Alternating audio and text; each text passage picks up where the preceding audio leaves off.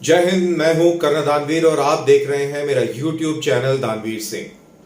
आज मैं आपको ये बताने वाला हूं कि भारत अब इंटरनेशनल प्लेयर कैसे बन चुका है। एक ऐसा इंटरनेशनल प्लेयर जिसकी बात अब सुपर पावर को भी सुननी पड़ रही है, माननी पड़ रही है। दरअसल ये चीज हमको बहुत अच्छी तरह वाज़ेह हो जाती है जब हम भारत और अमेरिका के बीच में हाल ही में हुए 2+2 डायलॉग के ऊपर नजर डालते हैं। 11 अप्रैल को हुआ ये डायलॉग भारत के फॉरेन रिलेशंस के इतिहास के अंदर बहुत अहम है, क्योंकि इससे ये निकल के आ रहा है कि भारत जो है अब एक डिफरेंट लेवल पर खेलना शुरू कर दिया है इसने, और इसकी बात अब सुनी जा रही है। ये मैं बात इसलिए कर रहा हूं क्योंकि 2+2 डायलॉग के बाद जो ज्वाइंट स्टेटमेंट आया है वो बहुत अहम है, और वो उस ओर इशारा करती है कि अब आने वाला समय भारत का समय है और भारत को इग्नोर करे बगैर कोई भी मुल्क आगे नहीं बढ़ सकता। तो इसके ऊपर नजर डालेंगे, लेकिन छोटा सा 2+2 के इतिहास के ऊपर भी नजर डाल देते हैं। भारत ने 2+2 की वार्ताएं पहले भी करी हैं, अमेरिका के साथ भी करी है, और ऑस्ट्रेलिया के साथ, जापान के साथ और रूस के साथ भी 2+2 की वार्ताएं हुई हैं। सबसे पहली अमेरिका के साथ वार्ता डोनाल्ड ट्रंप के समय हुई थी, जब भारत की विदेश मंत्री सुषमा स्वराज थी और रक्षा मंत्री निर्मला सीतारमण थी। अब 11 अप्रैल को भारत और अमेरिका के बीच में फिर से एक 2+2 डायलॉग हुआ है, और इसके अंदर क्या चीजें सामने आई हैं उसके बारे में हम जान लेते हैं। सबसे पहले तो यह समझना जरूरी है कि इस मीटिंग में, जिसमें भारत के फॉरेन मिनिस्टर जयशंकर, रक्षा मंत्री राजनाथ सिंह, उधर डिफेंस सेक्रेटरी लॉयड ऑस्टिन और एंथनी ब्लिंकन, उनके सेक्रेटरी ऑफ स्टेट, इन सब ने मिलकर यह 2+2 का डायलॉग किया, और भारत के प्रधानमंत्री नरेंद्र मोदी और अमेरिका के राष्ट्रपति जो बाइडेन, इन लोगों ने वर्चुअली इस समिट में हिस्सा लिया और अपनी अपनी बात को रखा। अब इसमें क्या बातों को रखा गया, मोटा मोटी इसके अंदर हमने बात करी डिफेंस को मजबूत करने की, हमने बात करी सिक्योरिटी के ऑब्जेक्टिव्स को अचीव करने की, जिसमें हमारी स्ट्रेटेजिक गाइडेंस और विजन्स शामिल है। हमने बात करी जितने भी अभी तक मुद्दे हैं, जितनी भी हमने अभी तक बातें करी हैं, उनका एक रिव्यू करने की, भाई सारी बातों पे जो जो अब हमने पिछले 2+2 के अंदर बात कही थी वो क्या वो सही बैठी है, सही दिशा में चल रही है, वगैरह वगैरह। तो उन चीजों पर हमने फोकस रखा। साथ ही साथ दोनों मुल्कों ने रीजनल और ग्लोबल इश्यूज के ऊपर बातें करी। तो रीजनल और ग्लोबल इश्यूज को यही तराश देते हैं कि रीजनल और ग्लोबल इश्यूज क्या है। भारत के हिसाब से रीजनल इशू पाकिस्तान से निकलता हुआ टेररिज्म, जिससे भारत बुरी तरह पीड़ित है। कश्मीर घाटी में आए दिन एक पाकिस्तानी प्रायोजित आतंकवादी जरूर मारा जाता है।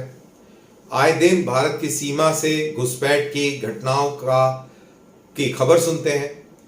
ड्रग्स भारत में पाकिस्तान की तरफ से आते हैं, हथियार पाकिस्तान की तरफ से आते हैं, और काउंटरफिएट करेंसी, नकली नोट भी भारत की तरफ पाकिस्तान से आते हैं। और उधर चीन, जो कि हमारे लाइन ऑफ एक्चुअल कंट्रोल पर तनातनी पिछले 2.5 साल से रखे हुए है, ये भी एक रीजनल इशू का मुद्दा है। और अभी जो सबसे ज्वलंत जो बात है वो हमारे साउथ में इंस्टेबिलिटी जो हम श्रीलंका में देख रहे हैं वो है। उधर बर्मा के अंदर मिलिट्री रूल है, और वहां पर रोहिंग्या मुसलमानों के ऊपर जिस तरीके से ज्यादतियां हो रही हैं वो भी एक बहुत बड़ा इशू है। साथ ही बांग्लादेश, नेपाल, भूटान, इन सारे मुल्कों के अंदर कुछ ना कुछ ऐसा जरूर घट रहा है जिससे भारत की परेशानियां आए दिन होती रहती हैं, और इन्हीं के ऊपर भारत ने रीजनल लिहाज से बात करी अमेरिका के साथ में। और इसमें सबसे अहम चीज जो हमें नहीं भूलनी चाहिए वो है अफगानिस्तान का प्रकरण, अफगानिस्तान के अंदर तालिबान की सरकार और उसकी सरकार की कारकर्दगी। तो ये तो रहे रीजनल मुद्दे। और ग्लोबल मुद्दों पर जिन पर बात हुई उसमें कोरोना का पेंडेमिक, उसको किस तरीके से भारत ने और अमेरिका ने उसको कैसे लड़ने में एक दूसरे का सहयोग दिया। ग्लोबल मुद्दा, सबसे बड़ा मुद्दा यूक्रेन का युद्ध, उसमें भारत का क्या स्टैंड है और वो भारत का स्टैंड है तो वो क्यों है, इसके बारे में। साथ ही अमेरिका का स्टैंड क्या है, अमेरिका किस तरीके से यूक्रेन के युद्ध को देख रहा है, उसकी भी क्लैरिटी इस चीज में मिलती है।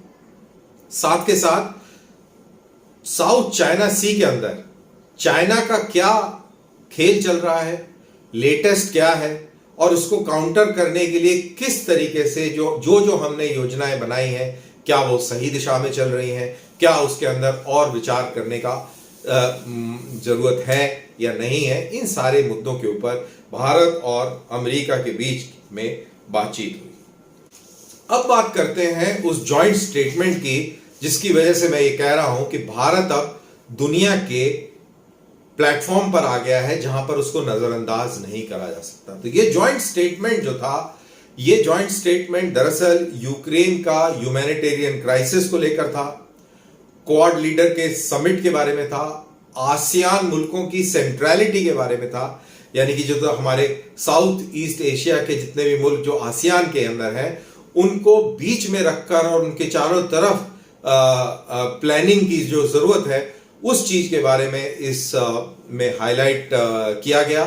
और नेचुरल सी बात है, जब हम आसियान को मध्य में रख के और पूरी योजना बनाएंगे तो भारत बिल्कुल उस मध्य के भी मध्य में आता है। फिर क्वाड और पीस और प्रॉस्पेरिटी, क्वाड के जरिए पीस और प्रॉस्पेरिटी को हासिल करने के लिए हमने क्या क्या कार्रवाइयां करी है और क्या करनी है, ये भी इस स्टेटमेंट में नजर आता है। साथ ही जैसा मैंने बताया कि अफगानिस्तान को लेकर भी इसमें इसका जिक्र है। फिर ग्रोइंग थ्रेट है जो साइबर और ग्लोबल साइबर सिक्योरिटी जो threat both from state actors और नॉन स्टेट एक्टर्स, ये एक दुनिया के लिए बहुत चिंता का विषय है। इसके ऊपर भी दोनों मुल्कों के एक जॉइंट स्टेटमेंट आया और इसके ऊपर बातचीत भी हुई है। साथ के साथ climate change, science and technology, इन सब चीजों के ऊपर भी बातचीत हुई। जैसा मैंने बोला कि ग्लोबल हेल्थ, जिसके अंदर कोरोना कोविड-19 पेंडेमिक की जो बात है वो भी बहुत अहम बातों का हिस्सा रहा। साथ में डिफेंस और सिक्योरिटी कोऑपरेशन, अब ये बहुत जरूरी है। डिफेंस और सिक्योरिटी कोऑपरेशन अब ऐसी सिचुएशन बन गई है कि अमेरिका चाहता है कि भारत एक उस स्तर पर अमेरिका के साथ में जॉइंटमैनशिप करे जैसे नेटो के मुल्क करते हैं। वो चाहता है कि क्वाड को बेसिकली नेटो में तब्दील कर दिया जाए, लेकिन भारत इसके फेवर में नहीं है, क्योंकि भारत का ये मानना है कि भारत की जो वैल्यू है वो न्यूट्रलिटी के अंदर है और इसके ऊपर हमने बहुत जोर दिया है।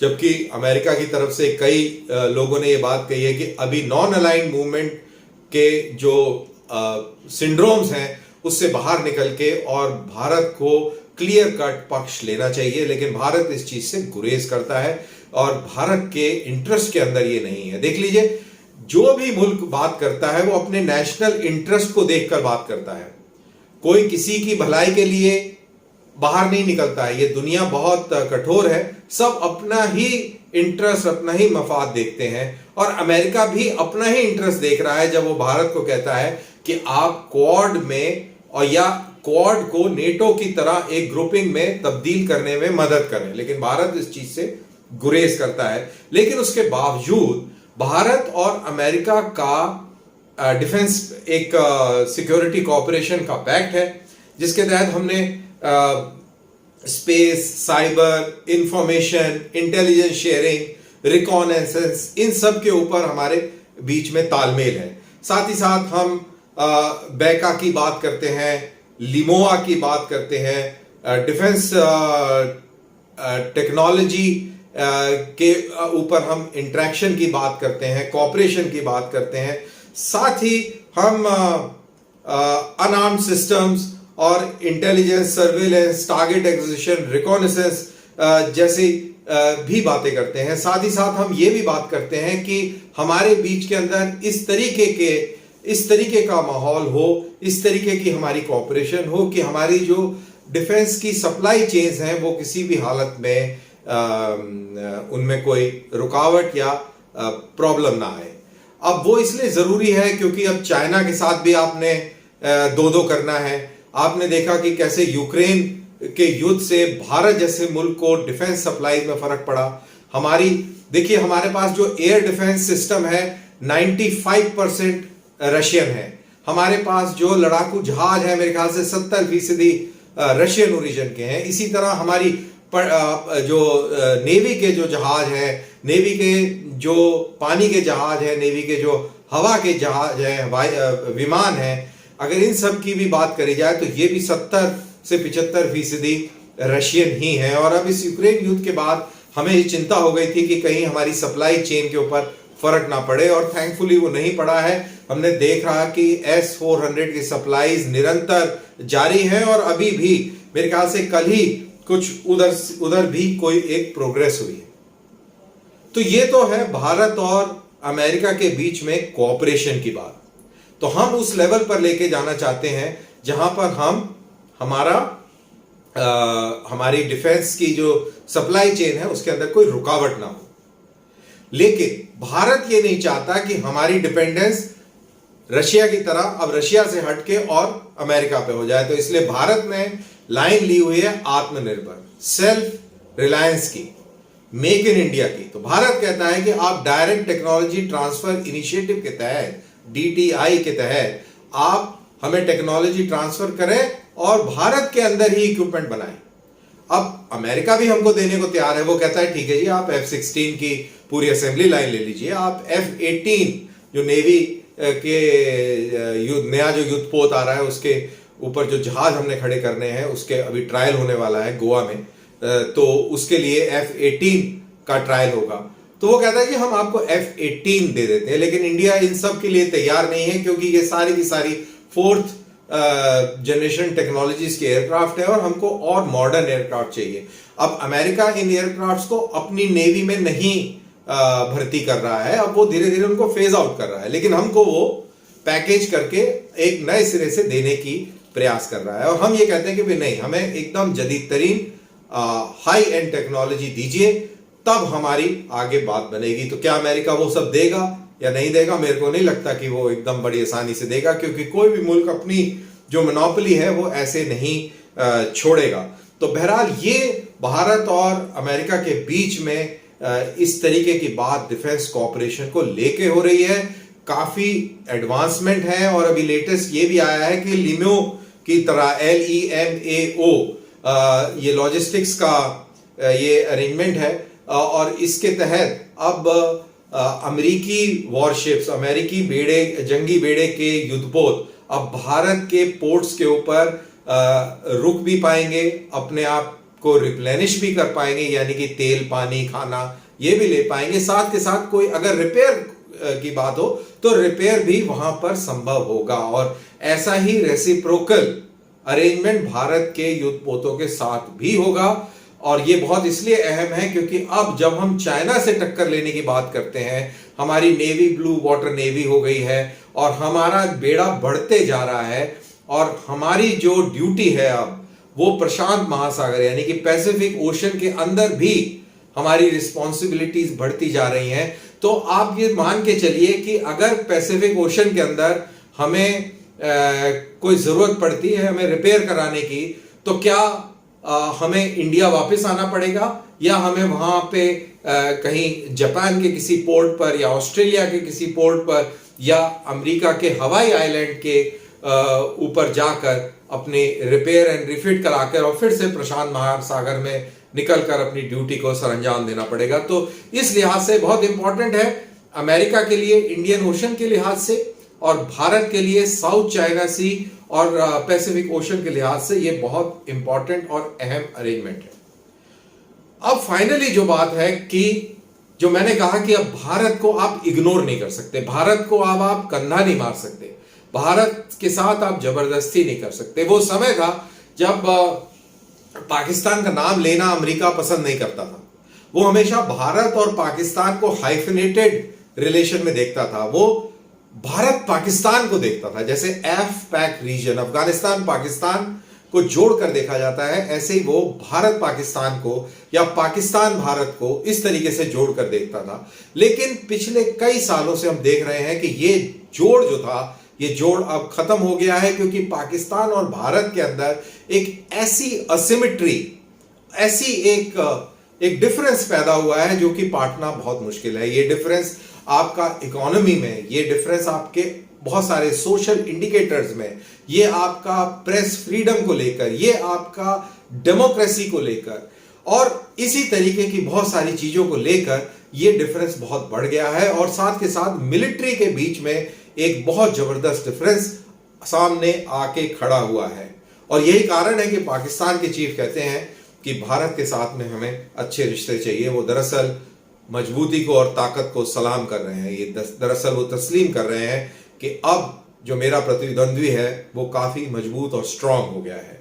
तो इसी बात को आगे रखते हुए जो जॉइंट स्टेटमेंट जो 2+2 के अंदर काउंटर टेररिज्म और काउंटर नारकोटिक्स के पैराग्राफ के जरिए जो सामने आया वो बहुत अहम है। वो ये कहता है कि कोई भी प्रॉक्सीज और क्रॉस बॉर्डर टेररिज्म जो करता है उसको लगाम लगानी चाहिए। पाकिस्तान को खास तौर से चिन्हित करते हुए वो कहता है जॉइंट स्टेटमेंट कि मुंबई और पठानकोट के हमलों के दोषी, उनको सजा होनी चाहिए और जैश ए मोहम्मद, लश्कर ए तौयबा और हिजबुल मुजाहिदीन जैसे आतंकवादी संगठनों पर पूर्णतः रोक लगनी चाहिए। ये कितनी इंपॉर्टेंट है।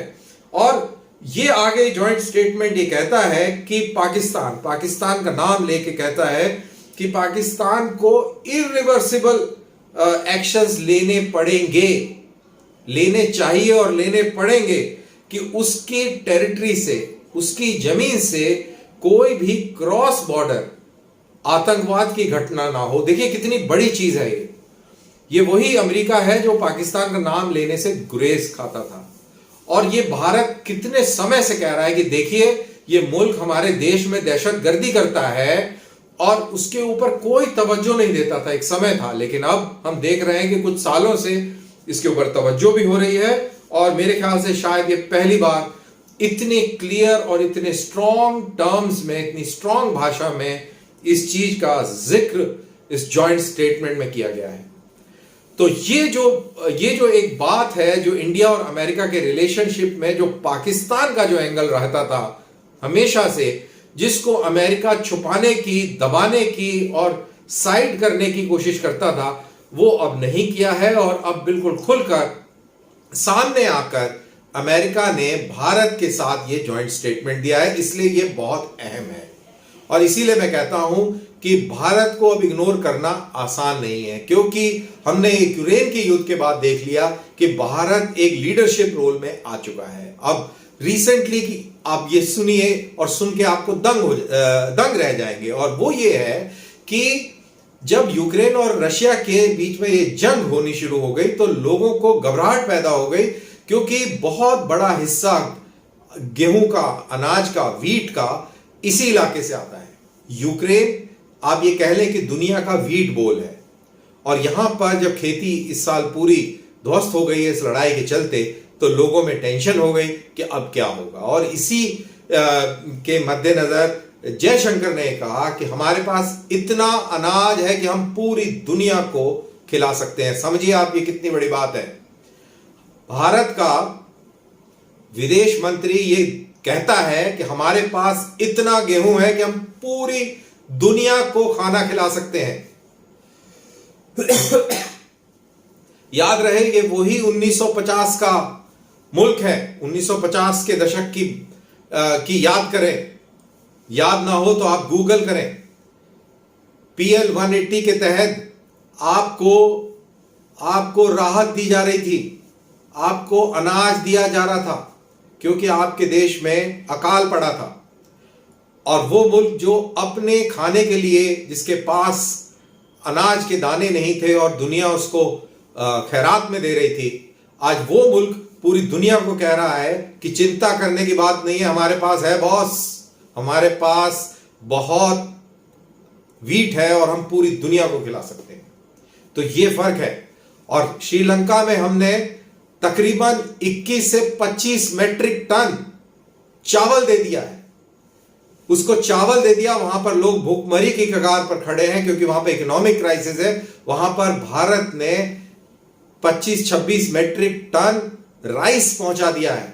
ये कितनी बड़ी बात है, और यही चीजें दुनिया देख रही है। और इजिप्ट ने अभी भारत से अनाज आयात करने की सहमति दिखाई है। तो इस तरीके से भारत जो है एक उभरता हुआ मुल्क है।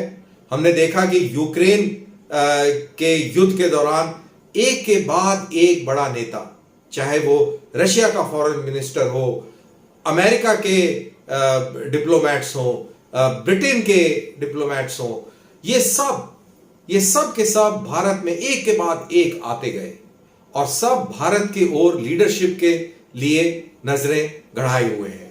और चाइना भी बहुत तसल्ली से ये सब देख रहा है। चाइना भी बहुत बखूबी समझ रहा है कि भारत को रोकना अब असंभव है। इसीलिए मैं ये कह रहा था कि अब भारत उस लेवल पर आ गया है कि आप भारत को इग्नोर नहीं कर सकते। तो आज का मेरा वीडियो थोड़ा लंबा जरूर हुआ, लेकिन ये बात जो कहनी थी मेरे ख्याल से ये मैं कह पाया। और अगर आपको ये बात कन्विंसिंग लगे तो प्लीज मेरे इस वीडियो को लाइक कीजिए और सारे दोस्तों में शेयर कीजिए। फिर किसी नए टॉपिक के साथ मुलाकात होती है। बहुत बहुत शुक्रिया। जय हिंद।